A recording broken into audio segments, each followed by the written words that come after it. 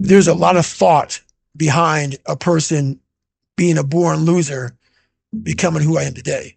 You don't just wake up and just rocky the shit. You got to wake up and think about, there's a process to getting better. And that process is never finished. Like a lot of times, if your back is hurting, it may not be your back. It may be something else in your body that's making your back hurt. For me, I'm like, man, why can't I get past this hurdle? So like I said, I'm always examining myself every day. What is it? What is it?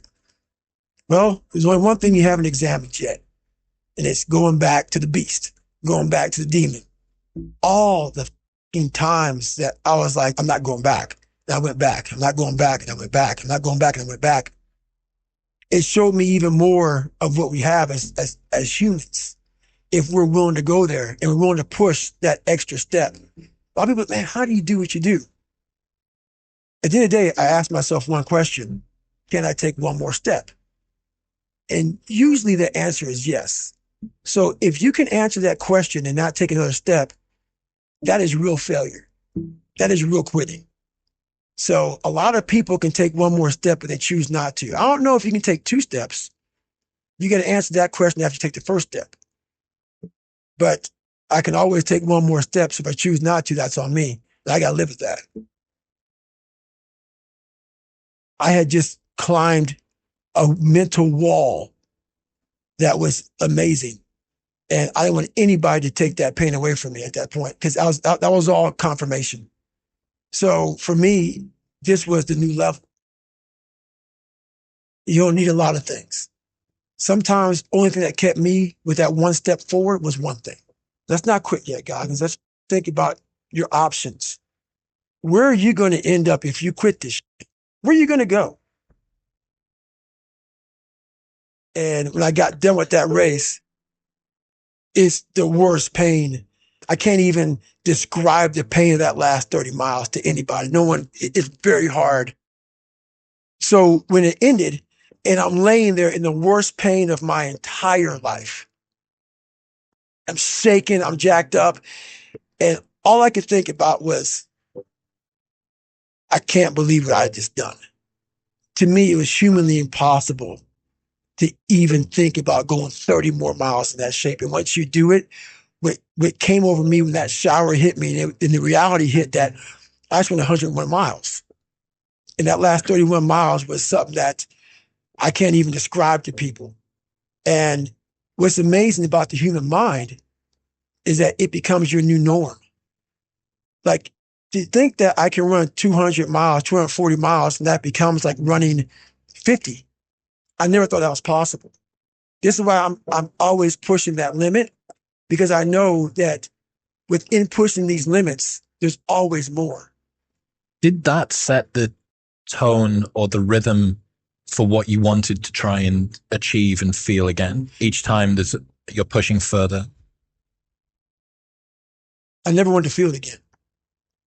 I never wanted to feel it again. But what it did was it showed me what is possible. And that's what set the new stage for me. That's when I realized, oh man, I've really been underachieving my entire life. But it taught me what is possible. It taught me like, okay, I got it, check. I'm about action, and action means less talking and more doing. So that's where I've been. It only takes 1 second for you to lose the whole thing. So the 1 second decision is just that. You're in a situation where life is sucking. Let's say you're in extreme cold water and your life is flashing before your eyes. Every time that wave goes over your head, your thought process is, I got to get the fuck out of this water. And you're in Hell Week. And you're hour one of 130 hours. It's cold. I can't be cold this long. And then this is where that 1 second decision comes in. You forgot every reason why you wanted to be there. You don't care about SEALs. You don't care about any of this. You don't care about fighting for your country. All you want to do is go back home.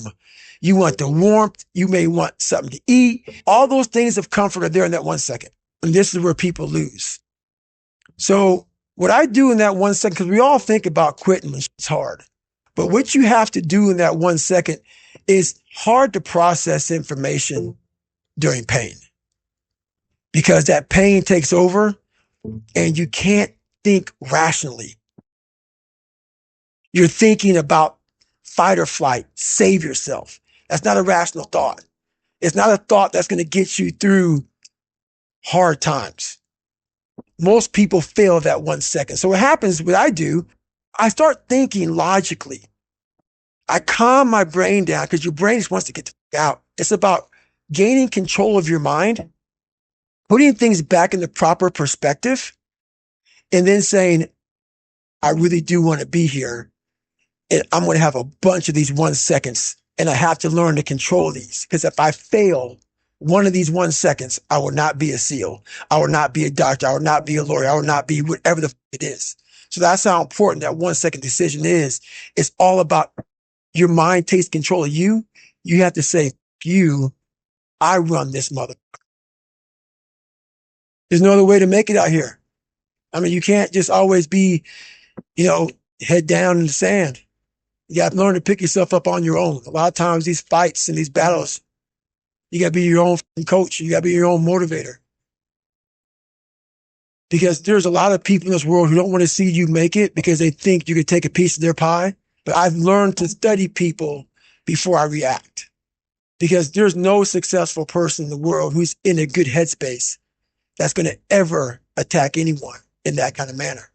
There's always going to be something wrong with them. So you got to always dive a little deeper before you get your feelings hurt. Take time. Take that 1 second to pull back and study them. Because most people who are in good places, they don't care about what you're doing. They don't care about what you're doing. They don't try to destroy you. They actually will try to build you up versus destroy who you are as a person. So that's where I'm at now in life, is most people who do that, they're in a very dark, dark place. As you get bigger, as you get more successful, you open the door for people to critique every thing you do. And most of the people who are critiquing you usually aren't where you are. And all their critiquing comes from people who are really at a low level of life, which is sad. But what we do, people who are on the upper level, hearing the haters at the lower level, like I said, you'll never meet a hater doing better than you. True statement.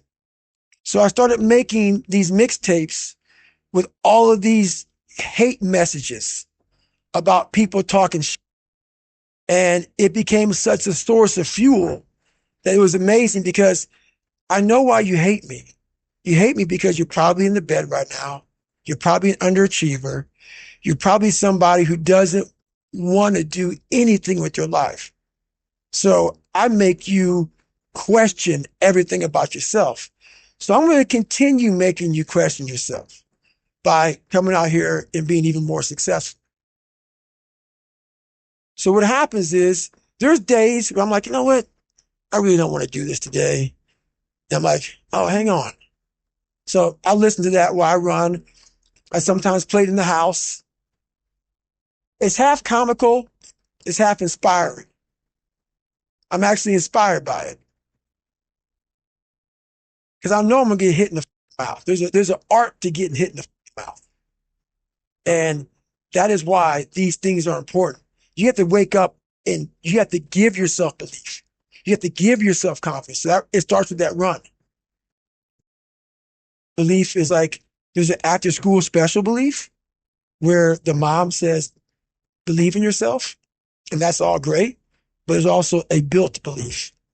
How I build belief is through the daunting tasks I put myself through. So that's proof positive that I can. You don't become confident by shouting affirmations in the mirror, but by having a stack of undeniable proof that you are who you say you are. Outwork your self-doubt. Yes, because a lot of people, they say, when you wake up in the morning, pound your chest, look at yourself in the mirror and do all this fucking bullshit. I hope it works. What works for me is that everyday resume. The things I know I've accomplished, the things I know I've done, real hard work, the real calluses on my mind, the real calluses on my hands. That's it. You must build belief. You must build confidence and say, I can knock that shit out.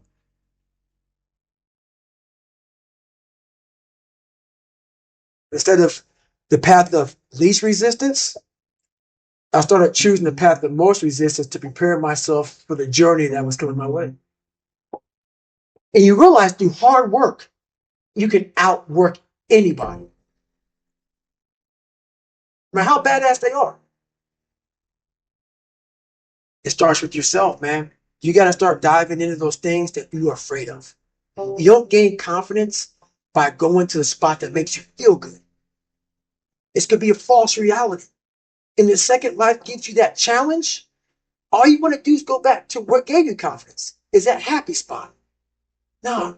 What gave me confidence was spending years at a kitchen table trying to learn how to read and write on my own, realizing I can't learn the way you learn. I can't, but I can learn. What gives you confidence, not being afraid, is overcoming the fear. That's what gives me confidence, is facing these things, overcoming them. And maybe not overcoming them every day, but facing them and facing them and facing them. Pretty soon like this, you know what, man, this is where it's at. It's not in that comfort zone. It's in the discomfort zone is where my confidence is getting built. That's where it's getting built. Happiness, peace, enlightenment, it's all up here, man. It's all up here. It's all up here. You just got to be willing to go and face it. And that's the hard part. The physical standard is not what they need to meet. It's a mental standard you must meet in life. That's how I live my life. I now know that there is no cap on the human mind. There's no cap. We cap it ourselves. Most people quit. I had just started. And when you take that mindset and you learn to flip that around, that's what made me powerful. And my body followed.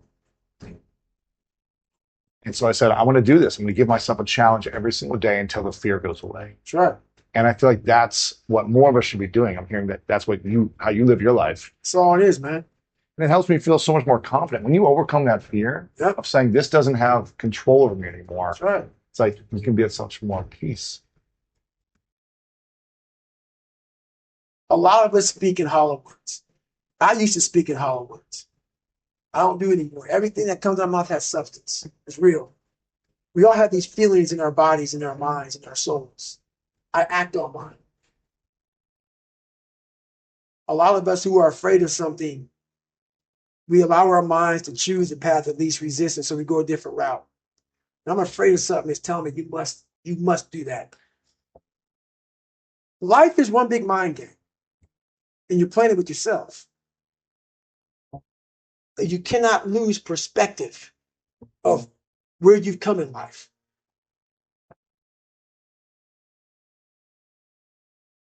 I'm trying to give people a different thought process of life where failure, hell, disappointment, discomfort is a great learning tool. And many people don't understand that, but it's these few moments in life that you have. Like for me, I always talk about it. Rocky won round 14. That 2-minute and 13-second clip of Rocky getting up when Apollo knocked him down. That one clip, when I was going through a very bad time in my life, I saw what I wanted to be. And it wasn't a guy that won. It wasn't a guy that won everything he did. It was a guy that kept getting up after being knocked down. So I realized if that 2 minutes and 13 seconds changed my life, that's all it was. I saw something that I needed to be in the world I was living in. Maybe my story will give someone the 2 minutes and 13 seconds they need to change their life. Everybody's got a story. We don't share it on social media. We share our nice life on social media. We all have a dungeon. I'm just willing to talk about mine. Mental toughness isn't something that you sample. It's something that you live in every day. Whenever hardness comes, and you don't know what it is, it may be different for you than it is for me, but you go back to your insecurities. And then when you go back to your insecurities, you then look for comfort within those insecurities. And we all look for that cookie that your mom used to give you when you were sad, when you were sick. We look for our wife or our husband. We look for comfort. It's in those moments you must retrain your mind to think differently in health. The mental standard is you must know how far you've come.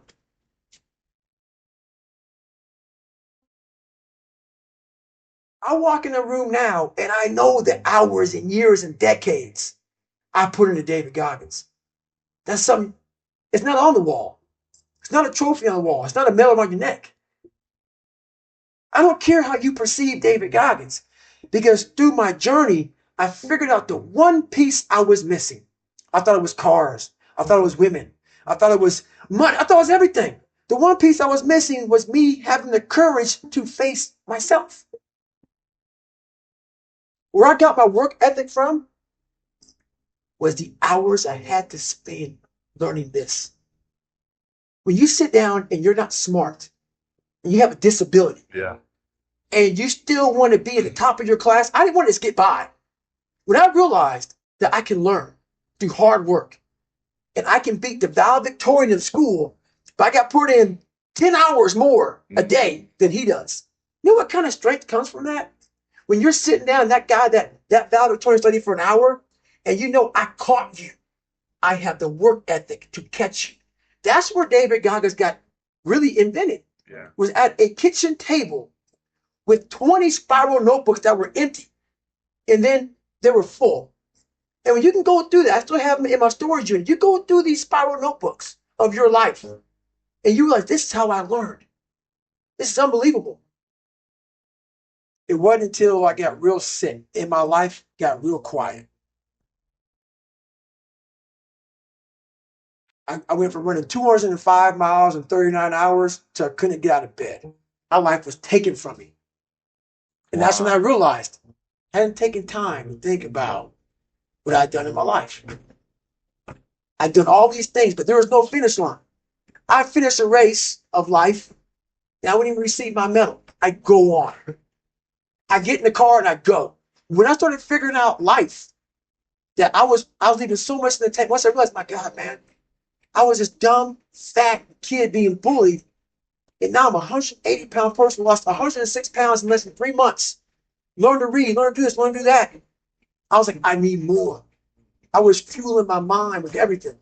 I never took time to say, my God, you came from this hell, and you're here.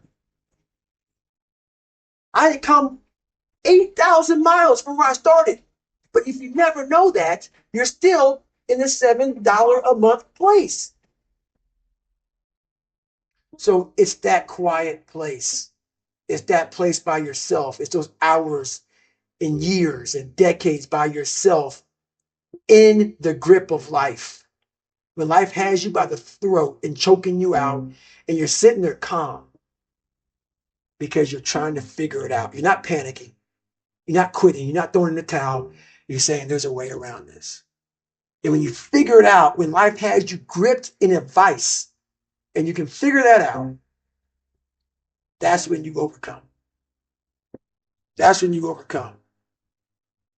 The journey getting there was harder than going through it. Yeah. You know? So that's the whole thing about life, man. It's that journey that makes you who you are.